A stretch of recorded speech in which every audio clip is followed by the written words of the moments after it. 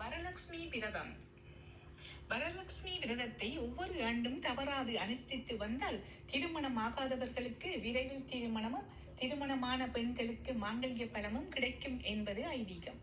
ஆவணி மாத பௌர்ணமிக்கு முன்பாக வரும் வெள்ளிக்கிழமையில் மேற்கொள்ளப்படும் விரதம் வரலட்சுமி விரதம் ஆகும். இந்த விரதத்தை திருமணமான சுமங்கலி பெண்களும் திருமணமாகாத கன்னி பெண்களும் மேற்கொள்வார்கள்.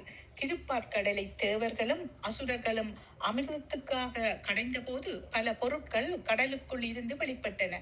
அவற்றோடு சேர்ந்து ஒரு சாயங்கால நேரத்தில் மகாலட்சுமியும் தோன்றினாள். அவள் தோன்றிய தினம் இது என்று புராண கதைகள் தெரிவிக்கின்றன.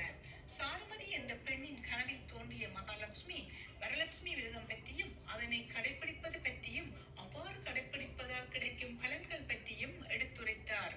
கனவு கலைந்து எழுந்த சாருமதி மகாலட்சுமியின் உத்தரவின்படியே ஒவ்வொரு ஆண்டும் வரலட்சுமி நோன்பை கடைபிடித்து வந்தாள்.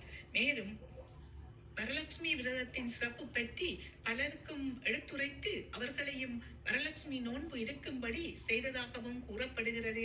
இந்த வரலட்சுமி விரதமானது ஆந்திராவில் இருந்து காலப்போக்கில் தமிழ்நாட்டுக்கு வந்ததாகவும் சொல்லப்படுகிறது. விரதத்துக்கு முதல் நாள் அன்று வீட்டை சுத்தமாக கழுவி மஞ்சள் கலந்த தண்ணீரை தெளித்து தூய்மையாக வைக்க வேண்டும். வீட்டின் பூஜை அறைக்குள் சுத்தப்படுத்தப்பட்ட பலகையை போட்டு அதன் மீது மாக்கோலம் போட வேண்டும். கோலத்திற்கு நடுவில் நெல் பரப்பப்பட்ட தட்டை வைக்க வேண்டும்.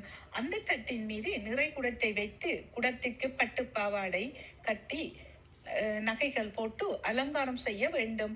இப்படியாக அமைக்கப்பட்ட கும்பத்துக்கு மஞ்சள் குங்குமப்பட்டு வைத்து பூச்சூட்டி அந்த கும்பத்துக்கு முன்பாக தேங்காய், பழம், கற்கண்டு, உணவு பதார்த்தங்கள், மலர்கள் வைக்க வேண்டும்.